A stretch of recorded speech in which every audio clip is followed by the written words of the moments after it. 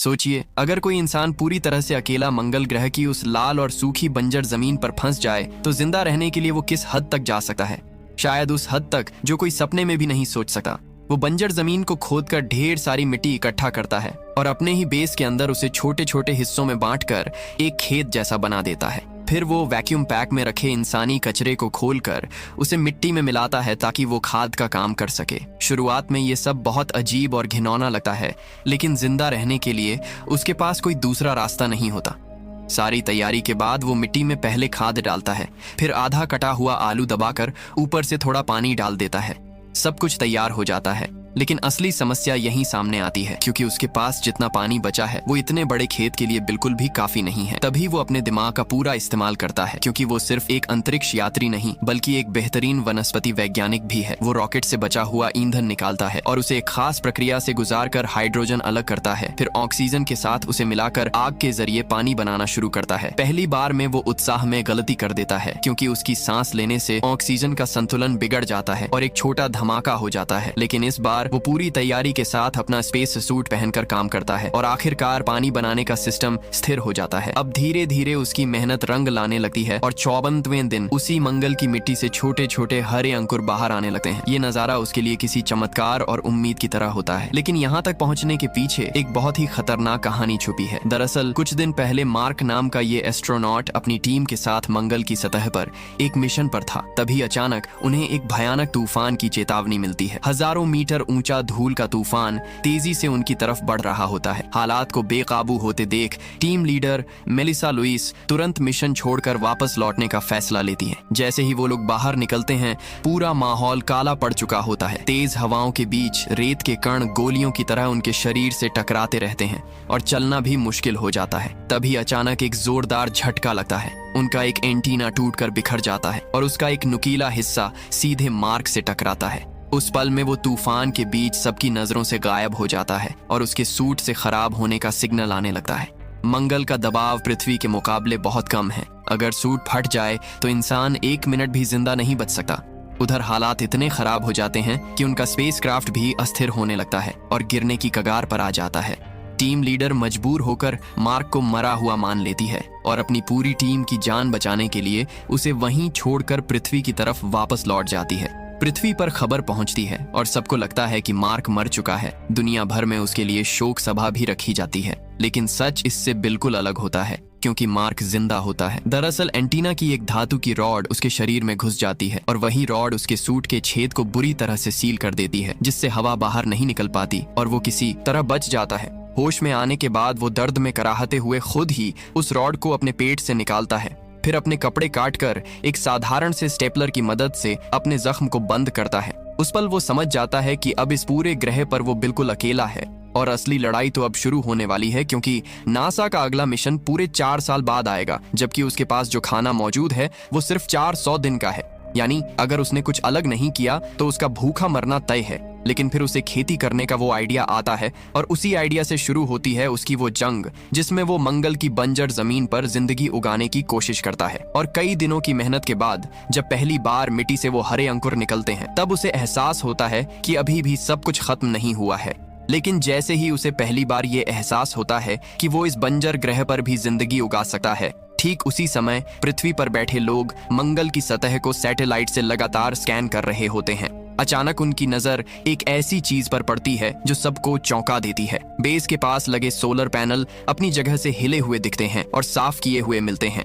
ये कोई प्राकृतिक बदलाव नहीं हो सकता। इसका मतलब साफ है कि कोई उन्हें छू रहा है और वो कोई और नहीं बल्कि मार्क हो सकता है। ये सोचते ही नासा की पूरी टीम के अंदर हलचल मच जाती है, लेकिन फैसले लेने वाले लोग तुरंत इस खबर को छुपा लेते हैं, क्योंकि अंतरिक्ष में सफर कर रही उसकी टीम को ये बताना जोखिम भरा हो सकता है। उनका ध्यान जरा सा भी भटका तो सबकी जान खतरे में पड़ सकती है। इसलिए सच को दबा कर रखा जाता है और दुनिया को वही बताया जाता है जो पहले से माना जा चुका है। उधर मार्क अपनी तरफ से एक लड़ाई जीत चुका होता है, क्योंकि अब उसके पास खाने का इंतजाम है। लेकिन अगला सवाल उससे भी बड़ा है, यहाँ से वापस कैसे निकला जाए। वो बैठकर हिसाब लगाता है और समझ आता है कि अगली मानव मिशन की लैंडिंग उससे करीब 3200 किलोमीटर दूर होने वाली है। यानी अगर उसे बचना है तो उसे खुद वहां तक पहुंचना पड़ेगा। बस यहीं से वो अपने रोवर नाम की गाड़ी को बदलने में लग जाता है। लेकिन समस्या ये है कि उसकी बैटरी ज्यादा से ज्यादा 35 किलोमीटर ही साथ दे सकती है। वो और बैटरियां जोड़ने की कोशिश करता है, लेकिन फिर भी दूरी के सामने ये कुछ भी नहीं है। और ऊपर से मंगल का मौसम, दिन में इतनी गर्मी कि जैसे सब कुछ जल जाए और रात में ऐसी ठंड की सांस भी जम जाए। ऐसे में रास्ता तय करना तो दूर, जिंदा रहना ही एक चुनौती बन जाता है। अगर वो गर्मी के लिए हीटर चलाता है तो आधी बैटरी उसी में खत्म हो जाती है, और अगर नहीं चलाता तो ठंड उसे मार सकती है। काफी सोचने के बाद उसे एक अजीब तरीका सूझता है। वो पुराने मिशन से बचा हुआ रेडियो आइसोटोप निकालता है। ये खतरनाक जरूर है, लेकिन अगर सही तरह से संभाला जाए तो इससे लगातार गर्मी मिलती रहती है। वो उसे रोवर के अंदर सेट कर देता है और अचानक ठंड की समस्या लगभग खत्म हो जाती है। इस छोटी सी जीत से उसके अंदर फिर से जोश आ जाता है और उसी दौरान उसके उगाए हुए आलू भी अच्छी तरह बढ़ने लगते हैं। अब उसके पास खाने का अच्छा खासा स्टॉक है। बड़े आलू वो जमा करता है और छोटे फिर से मिट्टी में लगा देता है। लेकिन वो जानता है कि सिर्फ खाना बचा लेना काफी नहीं है। असली रास्ता तो पृथ्वी से संपर्क बनाने में है।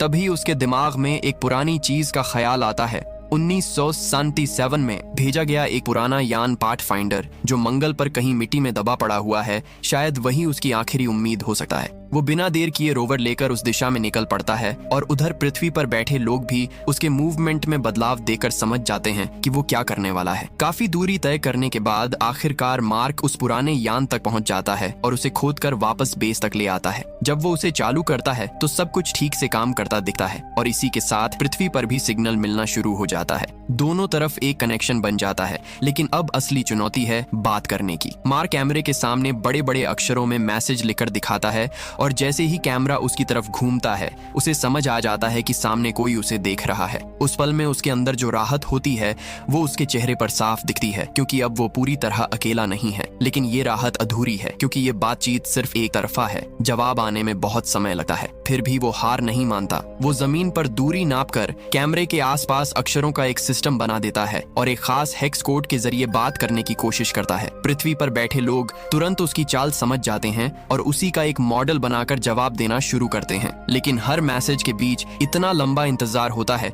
कि कई बार वो जवाब आने से पहले ही सो जाता है। फिर भी अब उसके पास उम्मीद है और वही उसे आगे बढ़ाते रहने के लिए काफी है। लेकिन फिर एक नया रास्ता निकलता है जब पृथ्वी के इंजीनियर एक और तरीका निकालते हैं। वो मार्क के रोवर में कुछ खास कोड डालते हैं और उसे उस पुराने यान से जोड़ देते हैं। अब पहली बार ऐसा होता है कि वो सीधे रेडियो फ्रीक्वेंसी के जरिए लगातार चैट पर बात कर सकता है। और जैसे ही पृथ्वी से मैसेज आता है कि उन्हें उसके जिंदा होने का पता काफी पहले ही चल चुका था और वो लगातार उसे बचाने की कोशिश कर रहे हैं, उस पल मार्क के अंदर दबा हुआ सारा भावनाओं का बांध टूट जाता है।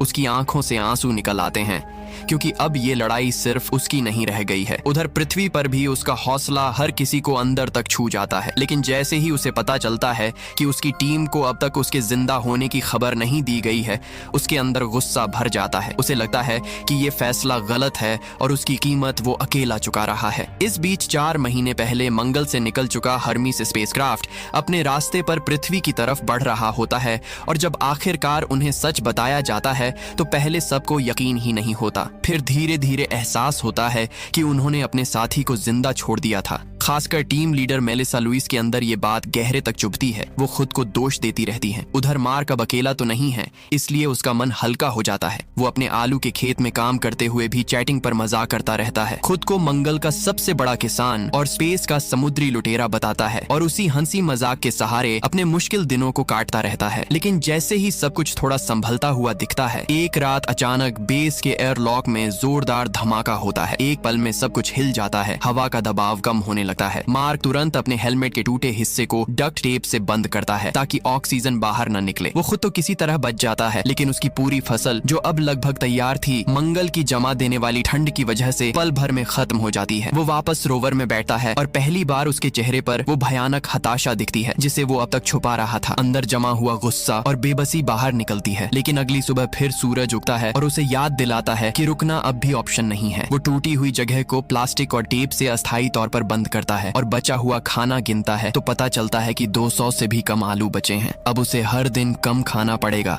ताकि ज्यादा समय काट सके। दर्द और कमजोरी के बावजूद वो खुद को संभाले रखता है। पृथ्वी पर जब ये खबर पहुंचती है तो वहां बैठे लोग समझ जाते हैं कि अब पुराना प्लान काम नहीं करेगा। वो जल्दबाजी में एक नया सप्लाई मिशन तैयार करते हैं और सिर्फ 1 महीने में रॉकेट तैयार करके उसे लॉन्च भी कर देते हैं। ये किसी साधारण मिशन जैसा नहीं बल्कि समय के खिलाफ दौड़ जैसा होता है। लेकिन जैसे ही रॉकेट उड़ान भरता है और सबको उम्मीद की एक किरण दिखती है, अचानक उसमें कंपन शुरू होता है और कुछ ही सेकंड में वो हवा में ही बुरी तरह फट जाता है। उस एक पल में सारी उम्मीद जैसे टूट जाती है। अब समय उनके खिलाफ खड़ा हो जाता है और जब ये खबर मार्क तक पहुंचती है तो वो पूरी तरह टूट जाता है। वो बैठकर अपने परिवार के लिए आखिरी संदेश लिखता है। उसमें वो अपने काम के लिए गर्व जताता है और इस बात को स्वीकार करता है कि शायद मंगल ग्रह पर ही उसका अंत लिखा है। लेकिन कहानी यहीं खत्म नहीं होती, क्योंकि इसी दौरान एक बड़ा मोड़ आता है। एक दूसरे देश की नजर इस पूरे घटनाक्रम पर पड़ती है और वो बिना देरी किए मदद का फैसला करते हैं। उनके पास पहले से एक सीक्रेट रॉकेट बूस्टर तैयार होता है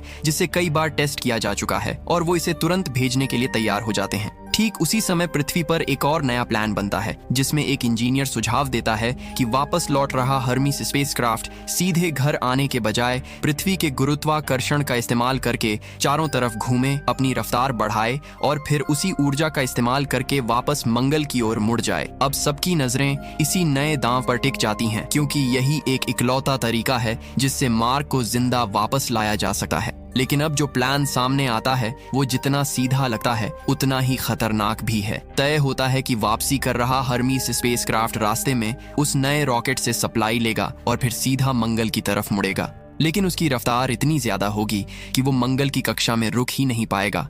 अगर उसने कोशिश की तो वो हमेशा के लिए अंतरिक्ष में भटक सकता है। इसलिए एक ही रास्ता बचता है, मार्क को खुद एक छोटे यान में आसमान में उड़कर अपने साथियों के गुजरते हुए जहाज तक पहुंचना होगा। ये सुनते ही हर किसी को समझ आ जाता है कि ये प्लान कितना जोखिम भरा है। यहाँ सीधा हिसाब है, या तो एक इंसान को खतरे में डालो या पूरी 6 लोगों की टीम को। काफी सोचने के बाद भी नासा में ऊपर बैठे लोग इस रिस्क को लेने से साफ मना कर देते हैं और सिर्फ मार्क के लिए सप्लाई भेजने का फैसला लेते हैं। लेकिन ये बात यहीं खत्म नहीं होती। ये सीक्रेट प्लान चोरी छुपे हर्मीस स्पेसक्राफ्ट तक पहुंचा दिया जाता है और जैसे ही वहां के लोग इसे समझते हैं वो बिना इजाजत अपने जहाज का रास्ता बदल देते हैं। उनका फैसला साफ होता है, वो अपने साथी को किसी कीमत पर पीछे नहीं छोड़ेंगे। अब जब ये कदम उठ चुका होता है तो पृथ्वी पर बैठे लोग भी मजबूरी में इसे मान लेते हैं। उधर मार्क को हर स्टेप पर गाइड किया जाता है और वो अपने रोवर को लंबी यात्रा के लिए तैयार करता है। 461वें दिन वो अपने बेस को आखिरी बार देखता है। जितना सामान जरूरी है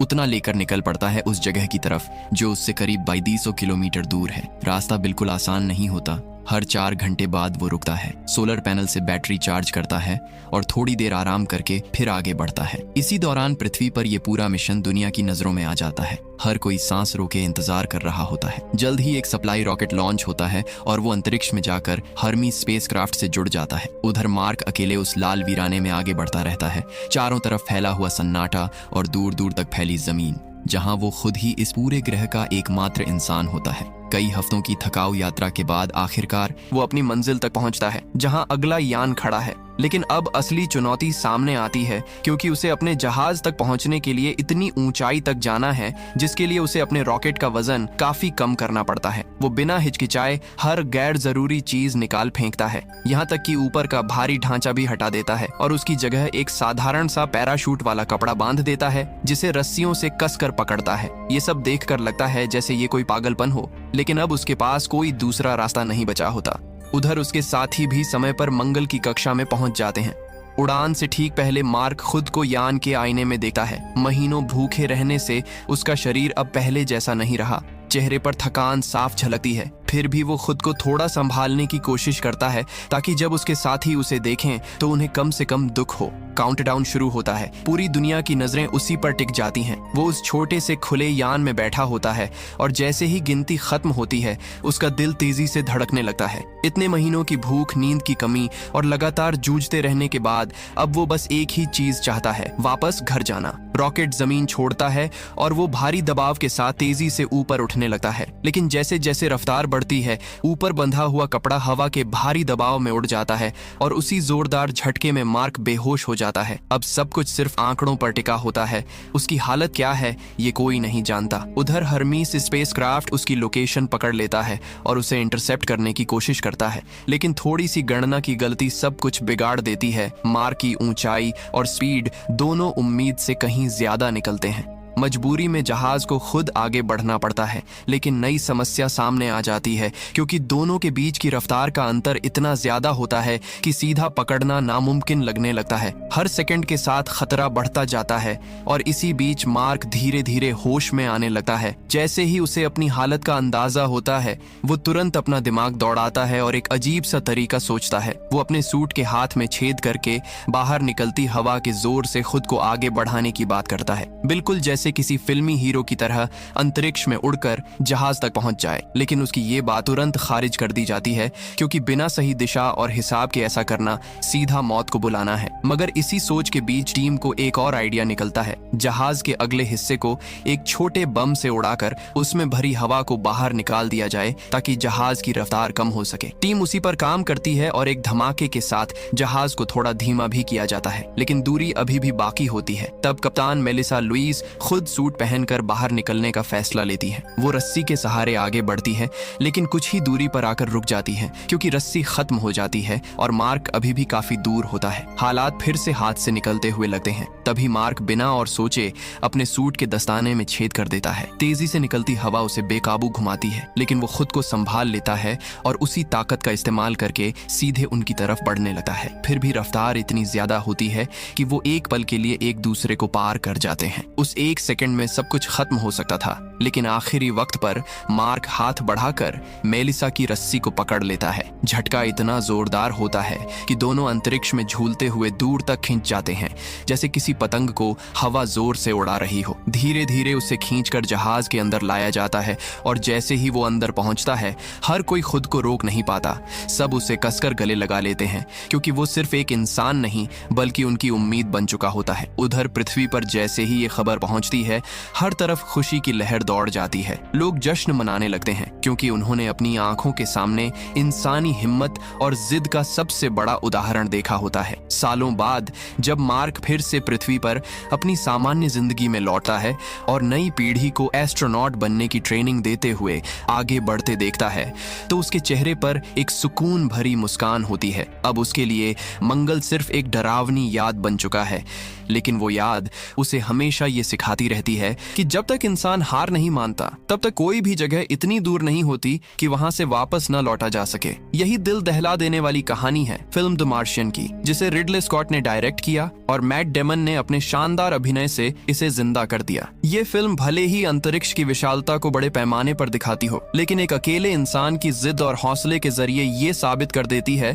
कि इंसान कितना भी छोटा क्यों ना हो, वो कितनी बड़ी लड़ाई जीत सकता है। तो दोस्तों, अगर आपको एक अकेले इंसान का ये कभी ना हार मानने वाला जज्बा पसंद आया हो तो वीडियो को लाइक और चैनल को सब्सक्राइब जरूर करें और कमेंट्स में हमें ये बताएं कि अगर आप गलती से किसी दूसरे ग्रह पर बिल्कुल अकेले फंस जाएं तो जिंदा रहने के लिए आपका सबसे पहला कदम क्या होगा।